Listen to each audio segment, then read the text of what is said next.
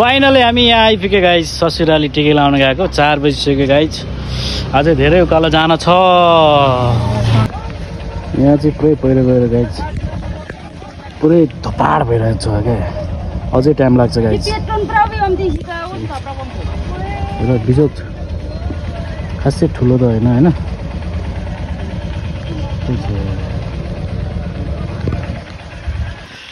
ओहो धेरै टाढा यार गाइज ओहो माई गड यस्तो गाह्रो भयो क्या गाइज होइन हामी चाहिँ करिब आइपुग्ला हो तर उकालो त धेरै उकालो यार गाइज माई गड हाम्रो बेबी पनि थकित भइरहेछ होइन हाई भन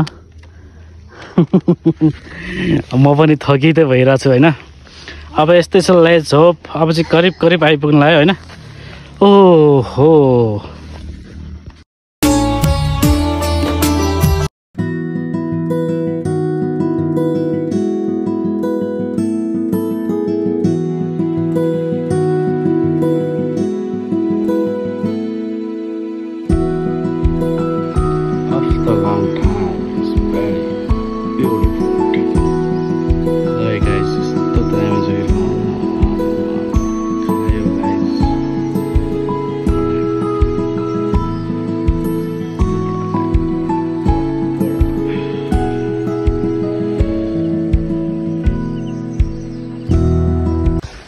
लाइफमा चाहिँ यत्तिकै हुनुपर्छ कि गाइस ओ माई गड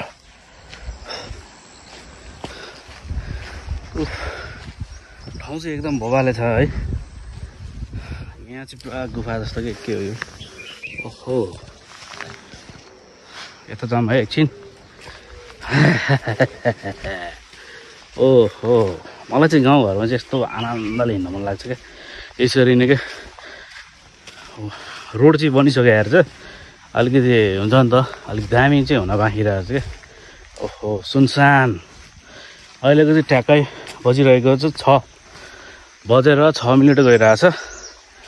अझै यहाँबाट त अति माथि पनि रहेछ क्या माथि डाँडा माई गड कसरी जाने होला यहाँ त बाघ पनि आउन सक्छ होला है खाइदियो भन्दा सिधै ओ माई गडै हुन्छ गाइज त्यहाँबाट बबाल घाम लागेर छ हेर्न सक्नुहुन्छ चियादार लगाएर पानी पनि पर्न लगाएर सर गाइज पानी हो कि यो शीत हो यार यस्तो दामी यार फिल हुन्छ नि यस्तो दामी फिल भएर चाहिँ यार यस्तो चिसो है हाम्रो काठमाडौँतिर गर्मी नै छ अहिले होइन अब चिसो हुन्छ होला पक्कै पनि तर यहाँ चाहिँ एकदम बबाल दामी चक्की भन्छ नि चक्की यस्तो दामी छ यार गाइज एउटा टिकटक बनाइदिनु पर्छ क्या हो ओहो ज्वाइँ ससुराले आएको टिकटक बनाएर बेइज्जत भयो भने नि टेन्सन ओ माई गड यस्तो घान ओ आज चाहिँ हामी हिजो आइपुग्यो होइन त्यही हो आज चाहिँ हामी जो बेलुकातिर जान्छौँ होला काठमाडौँ अब भोलिबाट त्यही कन्टिन्युटी त हो होइन अब काम नगरे कसरी आउँछ भने जस्तो त्यही पनि म बिना अलिक सक्दैन गाह्रो हुन्छ मम्मीहरूलाई अब मैले सबै हेर्नुपर्छ त्यहाँ त्यही भएर नै हो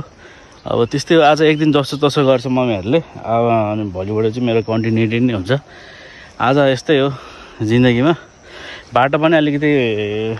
राम्रो भन्नु कि नराम्रो भन्नु ठिकै छ बाटो है त्यस्तै हो दुःख सुख आफ्नो मनमा छ गाइज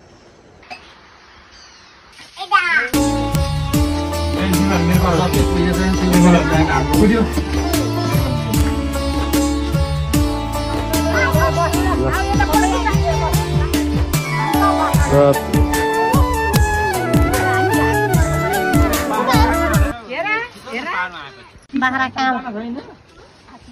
बाख्राको ध्यान छ छोड्दे त्यसलाई यता हेर त फोटो पठाइदे 5 बन्दैछ यता हेर त यता आयो अझै कसरी मलाई ढिला होला ल भयो पुग्यो ल ग्रुप हान्नु एउटा भयो यहीँबाट त उज्यालो आउँछ त्यहाँबाट त्यतै आउँछ हैन तिम्रो सौकै बाहिरी सौकै साथी बाहिरी ल यो ल खिच उहाँ झर्यो लौ न जानु एकैचोटि सबैजना खिच म खिचिदिन्छु ल कान्छी बस अनि हामी छिटो न बस्नु सबैजना अजार आउँदैन त्यहाँ भने सानी आउन सबैको खिएमा हेर्ने भन्नु न फेरि म बोल्दिन है ल दादाको फेरि यिनीहरूको पुरा माया प्रेम बढिरहेछ अहिले अहिले थाहा हुन्छ तिमीहरूको ल चुप्प खाउ न दुईजना दाजु बहिनी बनाएर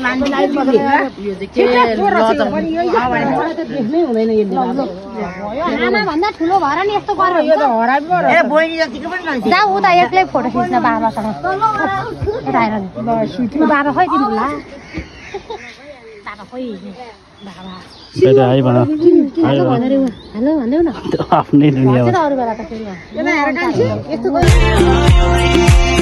रातो टीका निधारैमा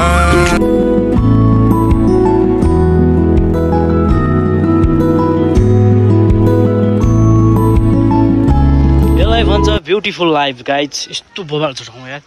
चिसो चिसो मौसम होइन। हाम्रो चाहिँ बेबी सुतेको कारणले चाहिँ हामीले स्कुटरमा ल्याउन मिलेन होइन, किनकि सुत्यो। अब उसलाई बसमा हालेर चाहिँ बिस्तारै आउँदैछ बसमा, अनि म चाहिँ अलिकति फास्टै अगाडि आएँ कि त पछाडि है।